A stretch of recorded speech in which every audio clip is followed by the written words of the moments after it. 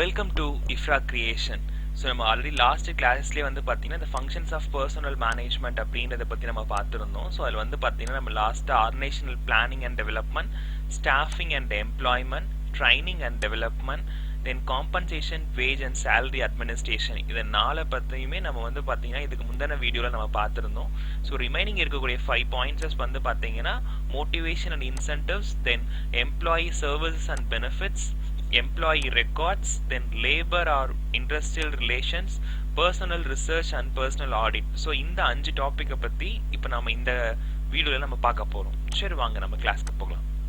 So first one வந்து பார்த்தீங்கன்னா motivation and incentives. So first motivation அப்படின்றது என்னன்னு பார்த்தீங்கன்னா நம்ம சோஷியல் அண்ட் சைக்கலாஜிக்கல் சாட்டிஸ்ஃபேக்ஷனை நம்ம வந்து மோட்டிவேஷன்ஸ் அப்படின்னு நம்ம சொல்கிறோம். ஸோ இது நீட், டிரைவ், தென் வந்து பார்த்தீங்கன்னா இன்சென்டிவ் அப்படின்ற மாதிரி நம்ம இதை நம்ம வகையிருக்க முடியும். ஸோ இதில் மோட்டிவேஷன் அப்படின்றத பொறுத்த வரைக்கும் பார்த்தீங்கன்னா 2 டைப்ஸ் ஆஃப் மோட்டிவேஷன்ஸ் இருக்கும். ஸோ ஃபர்ஸ்ட் ஒன் வந்து பார்த்தீங்கன்னா பாசிட்டிவ் மோட்டிவேஷன், செகண்ட் ஒன் வந்து பார்த்தீங்கன்னா நெகட்டிவ் மோட்டிவேஷன் அப்படின்னு நம்ம சொல்கிறோம். ஸோ பாசிட்டிவ் மோட்டிவேஷன்ஸ் பொறுத்த வரைக்கும் பார்த்தீங்கன்னா ஸோ நமக்கு வந்து கிடைக்கக்கூடிய மானிட்டரி பெனிஃபிட்ஸ் ஆகட்டும் அல்லது நான் மானிட்டரி பெனிஃபிட்ஸ் ஆகட்டும், இது எல்லாமே மோட்டிவேஷன்ஸில் வரும். ஸோ எந்தெந்த மாதிரியான விஷயங்கள் வரும் அப்படின்னு பார்த்தீங்கன்னா ஸோ உங்களுக்கு வந்து வேஜ் பிளான்ஸ் ஆகட்டும், தென் வந்து பார்த்தீங்கன்னா ப்ரொடக்டிவ் போனஸஸ் ஆகட்டும், தென் வந்து பார்த்தீங்கன்னா நமக்கு நான் மானிட்டரி பெனிஃபிட்ஸில் வந்து பார்த்தீங்கன்னா நம்ம பண்ணுற ஒர்க்கை வந்து நமக்கு அப்ரிஷியேட் பண்ணுறதாகட்டும், நமக்குன்னு கிடைக்கக்கூடிய சோஷியல் ரெகனைசேஷன் ஆகட்டும், இது எல்லாமே நீட் அப்படின்றதுக்குள்ளார வரும். ஸோ இந்த நீட்ஸ் அண்ட் மெஷர்ஸ் பொறுத்த வரைக்கும் பார்த்தீங்கன்னா நம்ம நீட்ஸை வந்து பொறுத்த வரைக்கும் நம்ம 5 விதமாக பிரிக்கலாம். ஸோ எப்படி பிரிக்கலாம் அப்படின்னு பார்த்தீங்கன்னா so it starts from psychological நீட்ஸில் ஸ்டார்ட் ஆகி செல்ஃப் ஆக்சுவலேஷன் நீட்ஸில் அது வந்து கம்ப்ளீட் ஆகும். சைக்கலாஜிக்கல் நீட்ஸ் அப்படின்றது என்ன அப்படின்னு பார்த்தீங்கன்னா ஸோ ஒரு ஹியூமன் பீயிங் இருக்காங்க அப்படின்னா ஸோ ஃபர்ஸ்ட் திங் அவங்களுக்கு என்ன தேவைப்படும் அப்படின்னு பாருங்க. ஸோ ஒரு ஃபுட் ஆகட்டும், ஒரு வாட்டர் ஆகட்டும், ஒரு அவங்களுக்குன்னு ஒரு வீடு ஆகட்டும், ஸோ அவங்களுக்கான ஒரு செக்ஷுவல் எக்ஸ்பெக்டேஷன்ஸ் ஆகட்டும், இது எல்லாமே வந்து சைக்கலாஜிக்கல் நீட்ஸஸில் கவர் அப் ஆகி வரும். ஸோ சைக்கலாஜிக்கல் நீட்ஸஸ் பொறுத்த வரைக்கும் ஒருத்தருக்கு சாட்டிஸ்ஃபை ஆகிடுச்சு அப்படின்னா செகண்ட் அவங்க வந்து பார்க்கக்கூடிய விஷயங்கள் என்னன்னு பார்த்தீங்கன்னா security and safety needs. So இந்த சைக்கலாஜிக்கல் நீட்ஸஸ்லேயே வந்து பார்த்தீங்கன்னா ஒரு ஹியூமன் பீயிங்கோடைய அடிப்படை தேவைகள் எல்லாமே அதில் பூர்த்தி ஆகும். ஸோ அடிப்படை தேவைகள் எல்லாமே பூர்த்தி ஆயிடுச்சு அப்படின்னா அந்த ஹியூமன் பீயிங் செகண்ட் ஸ்டேஜ்க்கு வருவாங்க. ஸோ அந்த செகண்ட் ஸ்டேஜ் என்ன அப்படின்னு பார்த்தீங்கன்னா செக்யூரிட்டி அண்ட் சேஃப்டி நீட்ஸ் அப்படின்னு நம்ம சொல்கிறோம். ஸோ இந்த செக்யூரிட்டி அண்ட் சேஃப்டி நீட்ஸில் வந்து பார்த்தீங்கன்னா ஸோ இப்போ ஒருத்தருக்கு வந்து பார்த்தீங்கன்னா சாப்பிட்றதுக்கு உணவு, தங்குறதுக்கு ஒரு இடம், ஸோ அவங்களுக்குன்னு ஒரு வீடு, இது எல்லாமே அமைஞ்சிச்சு அப்படின்னா ஸோ அவங்க வந்து ஒரு நல்ல ஒரு ஜாபுக்கு போக ஆரம்பிப்பாங்க. ஸோ அந்த ஜாப் வந்து அந்த ஜாப் வந்து அவங்களுக்கு எந்த விதமான ப்ராப்ளமேட்டிக்குமே இல்லாமல் இருக்கணும். ஸோ அவங்க கரெக்டாக ஃபுட்டு கிடைக்கும், கரெக்டாக ஜாப் வந்து அவங்களுக்கு இருக்கும், கரெக்டாக ஒரு வீடு இருக்கும். ஸோ அந்த மாதிரி அவங்களுடைய பேசிக் திங்ஸ் எல்லாமே சாட்டிஸ்ஃபை ஆகிடுச்சு அப்படின்னா ஸோ அந்த மேன் என்ன பண்ணுவான் அப்படின்னா நெக்ஸ்ட் லெவலை நோக்கி நகர ஆரம்பிப்பாங்க. ஸோ சைக்கலாஜிக்கல் நீட்ஸஸ்லேருந்து safety and security and safety நீட்ஸ்க்கு வருவாங்க.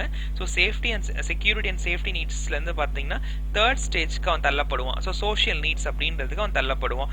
ஸோ இந்த சோஷியல் நீட்ஸ் என்ன அப்படின்னு பார்த்தீங்கன்னா ஸோ இந்த psychological needs and security needs satisfy ஆனவங்க இந்த சோஷியல் நீட்ஸ்க்கு வந்து அவங்களுக்கான இந்த சமுதாயத்தில் அவங்களையும் ஒருத்தராக அவங்க ரெகனைசேஷன் பண்ணிக்கிறதுக்கு ஆசைப்படுவாங்க.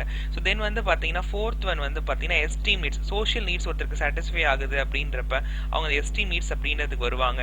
இந்த எஸ்டீம் நீட்ஸ் பொறுத்த வரைக்கும் பார்த்தீங்கன்னா ஸோ ப்ரெஸ்டீஜ் ஆகட்டும், அவங்களோட செல்ஃப் கான்ஃபிடன்ஸ் ஆகட்டும், ஸோ இது எல்லாமே வந்து பார்த்தீங்கன்னா இந்த எஸ்டீம் நீட்ஸில் வரும். ஒருத்தருக்கு இந்த 4மே சாட்டிஸ்ஃபை ஆகிடுச்சுன்னா அவங்க லாஸ்ட் உச்சகட்டம் வந்து பார்த்தீங்கன்னா செல்ஃப் ஆக்சுவலைசேஷன் நீட்ஸ் அப்படின்னு நம்ம சொல்கிறோம். ஸோ இந்த ஹைரார்க்கிக்கல் நீட்ஸ்லேயே வந்து பார்த்தீங்கன்னா ஸோ ஒருத்தருக்கு வந்து இந்த 4 விஷயங்களுமே சாட்டிஸ்ஃபை ஆகிறப்ப ஹையஸ்ட் நீட் அப்படின்றது பார்த்தீங்கன்னா செல்ஃப் ஆக்சுவலைசேஷன் நீட்ஸ்.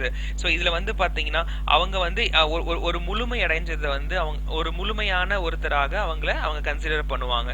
ஸோ இது நீட் அப்படின்னு நம்ம சொல்கிறோம். So psychological needs, security or safety needs, social needs, esteem needs, then self actualisation needs அப்படின்னு நம்ம சொல்கிறோம். ஸோ ஒருத்தருக்கு நீட்ஸ் எல்லாமே சாட்டிஸ்ஃபை ஆகுது அப்படின்னா டுவர்ட்ஸ் டிரைவ் பொறுத்த வரைக்கும் பார்த்தீங்கன்னா ஸோ நெக்ஸ்ட் அவங்க ஆக்ஷன் பிளானில் இறங்குறதா. ஸோ ஆக்ஷன் ஓரியன்டாக அவங்க நெக்ஸ்ட் அவங்களுடைய கோல்ஸை நோக்கி போகிறது தான் நம்ம டிரைவ்ஸ் அப்படின்னு சொல்கிறோம்.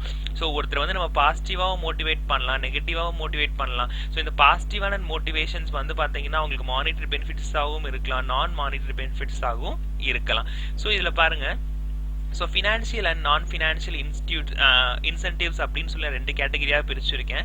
ஸோ இதில் பார்த்தீங்கன்னா ஃபினான்ஷியல் கேட்டகரிஸில் பார்த்தீங்கன்னா ஸோ அவங்களுக்கு கிடைக்கக்கூடிய போனஸ் ஆகட்டும், ஸோ கமிஷன்ஸ் ஆகட்டும், அவங்களோட டார்கெட் அவங்க ஃபினிஷ் பண்ணி அவங்க வாங்குற கமிஷன்ஸ் ஆகட்டும், so profit sharing, so company கிடைக்கக்கூடிய ப்ராஃபிட்லேருந்து அவங்களுக்கு கொடுக்கக்கூடிய ஒரு ஷேர் ஆகட்டும், இல்லை அவங்களுக்கு கம்பெனியோட ஷேர்ஸ் வந்து பார்த்தீங்கன்னா ஒரு ஸ்பெஷல் டிஸ்கவுண்டட் ரேட்டில் நம்ம ப்ரொவைட் பண்ணுறதாகட்டும், இது எல்லாமே ஃபினான்ஷியல் இன்சென்டிவ்ஸ் அப்படின்னு நம்ம சொல்றோம்.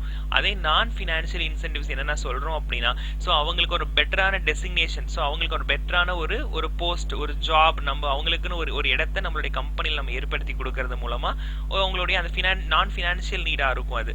தென் அது மட்டும் இல்லாமல் பார்த்தீங்கன்னா ஸோ அவங்களுக்குன்னு ஒரு கிரேட்டர் ரெஸ்பான்சிபிலிட்டி, ஒரு ஃப்ரீடம் கொடுக்கறது, தென் அவங்க நல்லா ஒர்க் பண்ணுறது அப்ரிஷியேட் பண்ணுற விதமாக நம்ம அவங்களுக்கு அப்ரிஷியேஷன் சர்டிஃபிகேட்ஸ் ப்ரொவைட் பண்ணுறது, ஸோ நம்மளோட டிசிஷன் மேக்கிங்கில் அவங்கள பார்ட்டிசிபேட் பண்ண வைக்கிறது. ஸோ இந்த மாதிரியான விஷயங்கள் வந்து பார்த்தீங்கன்னா நம்ம அவங்களுக்கு இன்சென்டிவ்ஸ் அப்படின்னு சொல்கிறோம். ஸோ அதாவது ஃபினான்ஷியல் இன்சென்டிவ்ஸ் அண்ட் நான் ஃபினான்ஷியல் இன்சென்டிவ்ஸ் அப்படின்னு சொல்கிறோம். ஸோ மோட்டிவேஷன் இன்சென்டிவ்ஸ் அப்படின்றது தான். ஸோ நெக்ஸ்ட் பாயிண்ட் வந்து பார்த்தீங்க அப்படின்னா எம்ப்ளாயி சர்வீஸ் அண்ட் பெனிஃபிட்ஸ் அப்படின்னு நம்ம சொல்கிறோம். So employee service and benefits பொறுத்த வரைக்கும் பார்த்தீங்கன்னா ஃபர்ஸ்ட் ஒன் வந்து safety provision. So safety provisions அப்படின்றது என்னன்னு பார்த்தீங்கன்னா ஒரு இண்டஸ்ட்ரியிலேயோ ஒரு கம்பெனியில் ஒருத்தவங்க ஒர்க் பண்ணுறாங்க அப்படின்னா ஸோ அந்த அவங்களுடைய சேஃப்டி அப்படின்றது ரொம்ப ரொம்ப முக்கியமாக இருக்கும்.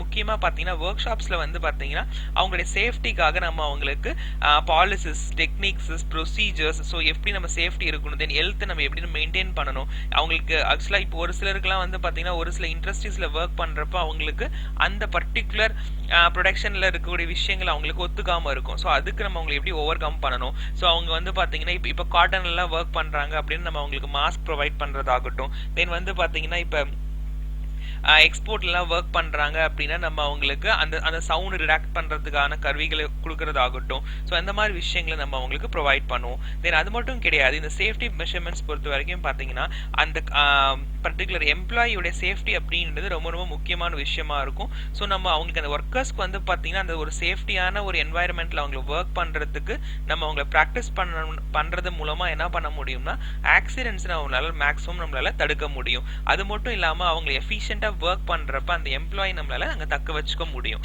நெக்ஸ்ட் பாயிண்ட் பார்த்தீங்கன்னா எம்ப்ளாயி கவுன்சிலிங். ஸோ இந்த எம்ப்ளாயி கவுன்சிலிங்ஸ் பொறுத்த வரைக்கும் பார்த்தீங்கன்னா அவங்க நாட் ஒன்லி கம்பெனியில் அவங்களுக்கு ஏற்படுற பிரச்சனைகள்னு கிடையாது, அவங்களுடைய பர்சனல் ப்ராப்ளம்ஸ் கூட வந்து பார்த்தீங்கன்னா நம்ம சொல்யூஷன்ஸ் கொடுக்க வேண்டியதாக இருக்கும். ஏன்னா அவங்களுக்கு கம்பெனியில் ஏற்படுற பிரச்சனைகள் கம்மியாக இருந்தாலும் ஃபேமிலி ப்ராப்ளத்தால் அவங்க அஃபெக்ட் ஆகியிருக்காங்க அப்படின்னா அதுவுமே நம்மளை என்ன பண்ணும், நம்மளோட ப்ரொடக்ஷன் அது பாதிக்கிற மாதிரி இருக்கும். ஸோ அதனால் அவங்களுக்கு ஃபேமிலி ப்ராப்ளம்ஸ் ஆகட்டும், தென் அவங்களுக்கு கம்பெனிஸில் அவங்களுக்கும் மற்ற ஒரு எம்ப்ளாய்க்கும் ஏற்படுற பிரச்சனை ஆகட்டும், இல்லை அவங்களுக்கும் மேனேஜ்மெண்ட்க்கும் ஏற்படுற பிரச்சனை ஆகட்டும், அல்லது அவங்களுக்கும் அந்த ஒர்க்குக்கும் ஏற்படுற பிரச்சனை ஆகட்டும், இது எல்லாத்தையுமே சொல்யூஷன்ஸ் கொடுக்க வேண்டிய இடத்துல நாம இருப்போம். தென் அந்த எம்ப்ளாயி கவுன்சிலிங்ஸ் நம்ம ப்ராப்பராக கொடுத்தோம் அப்படின்னா அவங்க நம்ம என்ன பண்ண முடியும், அந்த எம்ப்ளாயி கவுன்சிலிங்ஸை நம்ம டைம் டு டைம் கொடுத்துக்கிட்டே இருக்கணும். ஸோ நமக்கு எப்பப்பெல்லாம் ஒரு எம்ப்ளாயி வந்து ஏதோ ஒரு ப்ராப்ளத்தில் இருக்காங்க அப்படின்னு நம்ம ரெகனைஸ் பண்றோமோ அந்த டைம் எல்லாத்துலேயுமே நம்ம எம்ப்ளாயி கவுன்சிலிங்ஸ் நம்ம கொடுக்க வேண்டியதாக இருக்கும்.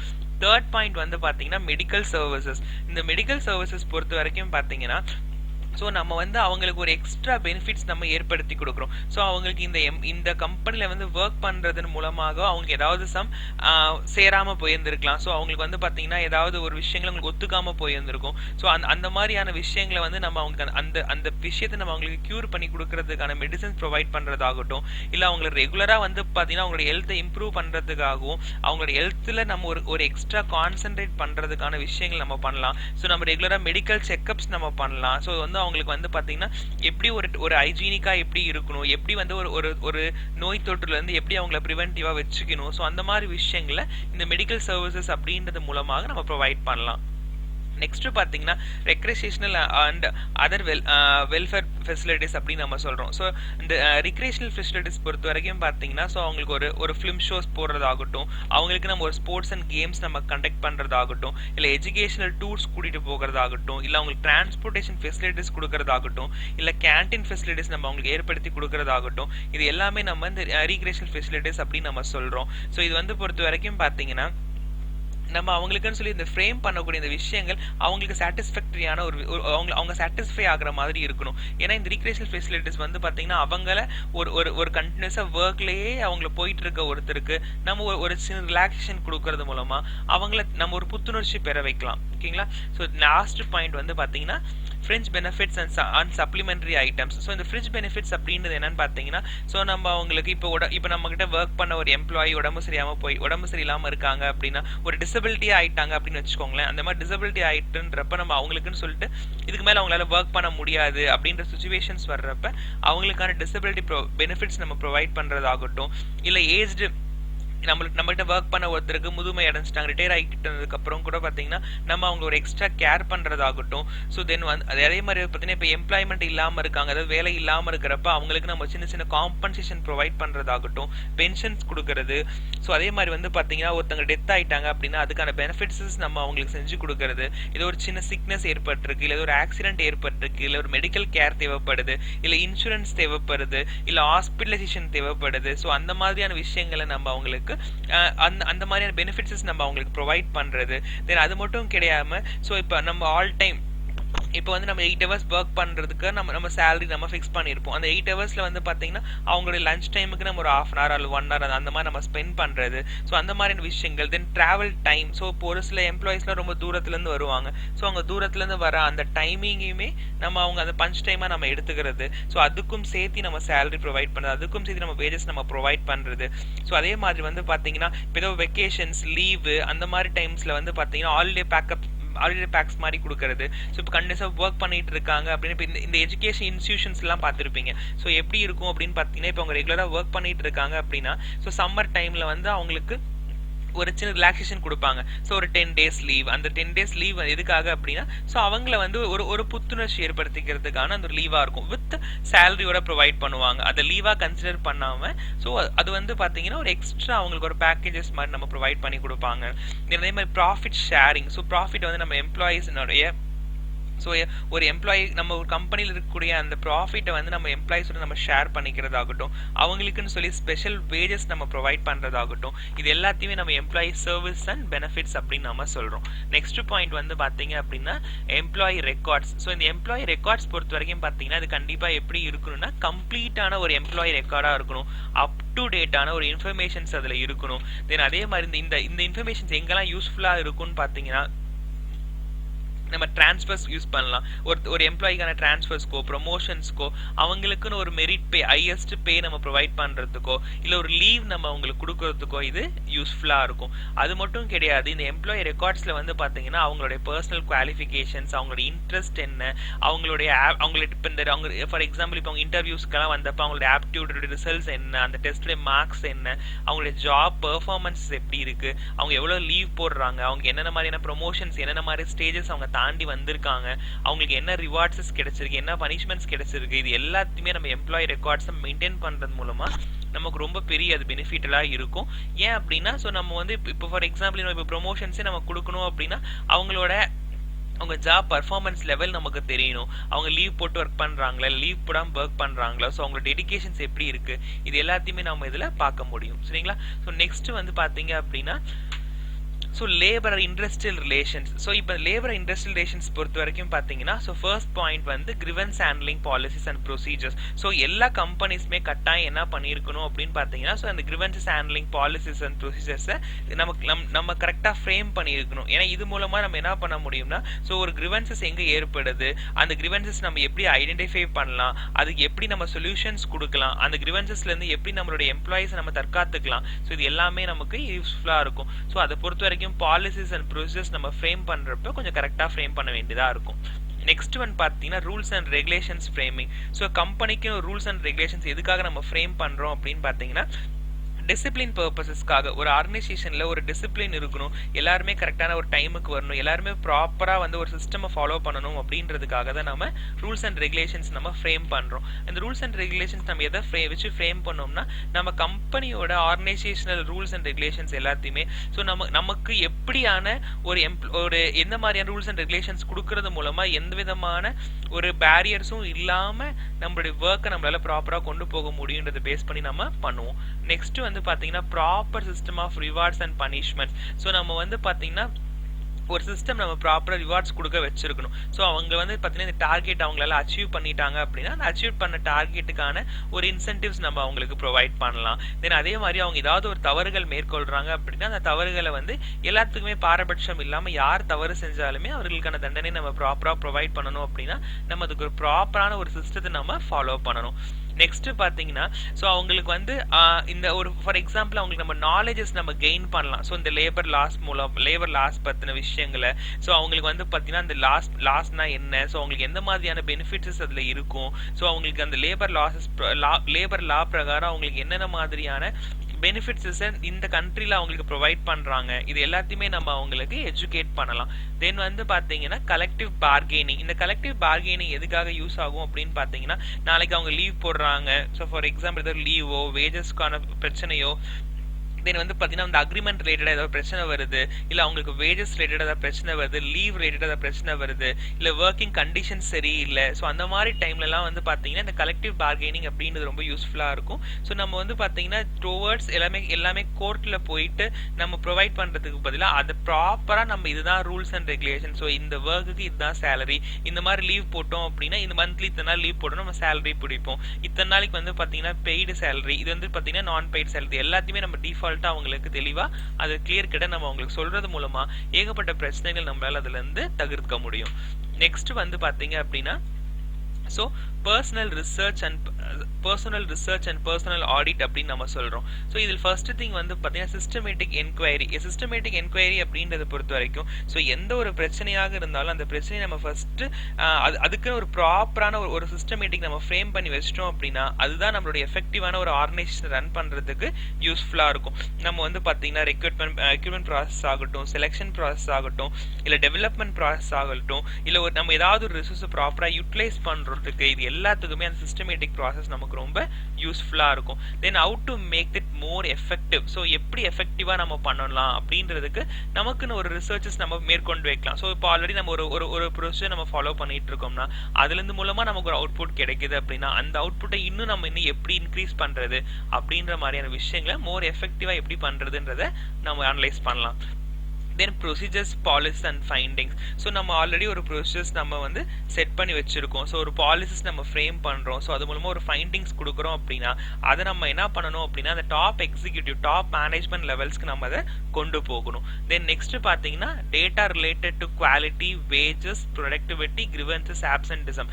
ஸோ இப்போ நம்ம டேட்டாஸ் எல்லாத்தையுமே ப்ராப்பரா நம்ம ரெக்கார்டபிளா வச்சிருந்தோம்னா மட்டும்தான் நம்மளால ஒரு ப்ராப்பரான ஆடிட் நம்மளால பண்ண முடியும். ஸோ நமக்கு வந்து பாத்தீங்கன்னா ஸோ நம்ம குவாலிட்டி என்ன மாதிரியான குவாலிட்டி வந்து நமக்கு ப்ரொவைட் பண்றாங்க, தென் என்ன மாதிரியான வேஜஸ் நம்ம ப்ரொவைட் பண்றோம், ஸோ ஒரு வருஷத்துக்கும் இயர்லி வந்து பாத்தீங்கன்னா நம்ம எந்த மாதிரியான இன்க்ரிமெண்ட்ஸ் நம்ம வந்து போடுறோம், ஸோ ப்ரொடக்டிவிட்டி எப்படி நம்ம இன்க்ரீஸ் பண்றோம், எப்படி நம்ம கிரிவன்சஸ் என்னென்ன மாதிரியான கிரிவன்சஸ் நமக்கு வந்துச்சு, அந்த கிரிவன்ஸ் நம்ம எப்படிலாம் ஹேண்டில் பண்ணணும், எப்படிலாம் ஆப்சென்டிசம் நம்ம என்னென்ன காரணத்தினால ஆப்சென்டிசம் வருது, அந்த ஆப்சென்டிசம் எப்படி நம்ம கண்ட்ரோல் பண்றோம், தென் வந்து பாத்தீங்கன்னா அந்த ஆப்சென்டிசம் டைம்ல நம்ம எப்படி மற்ற ரிசோர்ஸ் நம்ம ப்ராப்பரா யூட்டிலைஸ் பண்றோம், ஸோ இது எல்லாத்துக்குமே ப்ராப்பரான நம்ம ஒரு ரெக்கார்ட்ஸ் நம்ம மெயின்டைன் பண்ணணும், எல்லா டேட்டாஸையும் நம்ம ப்ராப்பரா மெயின்டைன் பண்ணணும்.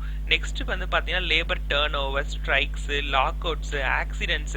ஸோ இப்போ ஒரு ஆக்சிடென்ட்ஸ் ஏற்படுது, அந்த ஆக்சிடென்ட்ஸ் எதனால ஏற்பட்டுச்சு, தென் லாக் அவுட் ஆகுது அப்படின்னா இப்போ ஃபார் எக்ஸாம்பிள் இப்போ இந்த கொரோனா வைரஸால வந்து பாத்தீங்கன்னா ஸோ நம்ம லாக் அவுட் பண்ணியிருக்கோம், டோட்டல் லாக் அவுட் ஆயிருக்கு. ஸோ இப்போ நமக்கு ஒரு 1 மந்த் ஒரு 30 to 40 days வந்து பாத்தீங்கன்னா நமக்கு எந்த விதமான ஒரு ஒர்க்குமே நமக்கு நடக்கல. ஸோ இந்த டைம்ல நமக்கு ப்ரொடக்ஷன்ஸ் பாதிக்கப்படும். ஸோ இந்த லாக் அவுட் டைம்ஸ் நம்ம எப்படி நம்ம ஓவர் கம் பண்றது. தென் வந்து லேபர் டர்ன் ஓவர் பொறுத்த வரைக்கும் பாத்தீங்கன்னா ஸோ அவங்களுக்கு எந்த மாதிரியான டர்ன் ஓவர்ஸ் நமக்கு இருக்கு, தென் ஸ்ட்ரைக்ஸ் வருது, அந்த ஸ்ட்ரைக்ஸ் ஏன் வருது, அந்த ஸ்ட்ரைக்ஸ்க்கான என்ன ரீசன்ஸ் என்ன, ஸோ அதுக்கான பேசிக் காஸ் என்ன, ஸோ அது எல்லா விஷயத்தையும் நம்ம ப்ராப்பரா அனலைஸ் பண்ணணும். ஸோ அந்த ஸ்ட்ரைக்ஸ் வந்து என்ன ரீசனால வந்துச்சு, அந்த ஸ்ட்ரைக்ஸ் நம்ம எப்படி ஓவர் கம் பண்ணணும், என்ன மாதிரியான விஷயங்கள் நம்ம இதுல டேக் பண்ணியிருக்கோம் அப்படின்றதெல்லாம் பார்க்கணும். தென் நெக்ஸ்ட் வந்து பாத்தீங்கன்னா last one moral and attitude service. So நம்ம அப்பப்போ என்ன பண்ணணும் அப்படின்னா எம்ப்ளாயோட முறையில் என்ன இருக்கு, எம்ப்ளாயோட ஆட்டிடியூட் எப்படி இருக்கு, இதை பத்தின சர்வீசஸ் நம்ம மேற்கொள்ளணும். ஸோ இந்த attitudes of moral and service நம்ம இந்த சர்வீசஸ் நம்ம மேற்கொள்றப்ப என்ன ஆகும்னா ஒரு எம்ப்ளாயோட முறையில் என்ன ரேஞ்சில் இருக்கு, அவங்களுக்கு இந்த முறையில் வரதுக்கு என்ன காரணம், ஆட்டிடியூட் அவங்களுக்கு எப்படி இருக்கு, அவங்க வந்து பாசிட்டிவான ஆட்டிடியூட்ல இருக்காங்களா, நெகட்டிவான ஆட்டிடியூட்ல இருக்காங்களா, கம்பெனி பத்தின ஒரு நல்ல முறையில் அவங்களுக்கு இருக்கா, இது எல்லாத்தையுமே இந்த எல்லா விஷயத்தையுமே நம்மளால அனலைஸ் பண்ணிக்க முடியும். ஸோ நம்ம அவங்களுக்கு சின்ன சின்ன இது மூலமா நம்ம அவங்களுக்கு என்ன பண்ணலாம் அப்படின்னா இந்த மாதிரி விஷயங்களை பண்ணலாம். ஸோ இதுதான் வந்து பார்த்தீங்கன்னா நம்ம வந்து லாஸ்ட் கிளாஸஸ்ல வந்து பார்த்தீங்கன்னா ஸோ நம்ம ஒரு விஷயங்கள் பர்சனல் மேனேஜ்மெண்ட் பற்றின விஷயங்கள் நம்ம பார்த்துருந்தோம். ஸோ அதோட கண்டினியூஷன் இதுதான். ஸோ இது பார்ட் 2. இந்த வீடியோவை பார்த்ததுக்கு ரொம்ப இந்த வீடியோ பற்றின விஷயங்கள் உங்களுக்கு தெளிவாக புரிஞ்சிருக்குன்னு நான் நம்புறேன். ஸோ இதை மாதிரி இன்னொரு வீடியோவில் உங்களை கண்டிப்பாக சந்திக்கிறோம். ஸோ தேங்க்ஸ் ஃபார் வாட்சிங் திஸ். ஸோ எங்கள் இஃப்ரா கிரியேஷன் இந்த யூடியூப் சேனலை லைக் பண்ணுங்க, தென் சப்ஸ்கிரைப் பண்ணுங்க, தென் கமெண்ட் பண்ணுங்க, தென் உங்களுக்கு பெல் ஐக்கானையும் ப்ரெஸ் பண்ணுங்க. ஸோ தேங்க்ஸ் ஃபார் வாட்சிங் திஸ். ஸோ இன்னொரு நல்ல வீடியோவில் நல்ல ஒரு கான்செப்டில் உங்களை மீண்டும் நாங்கள் சந்திக்கிறோம். So thank you so much.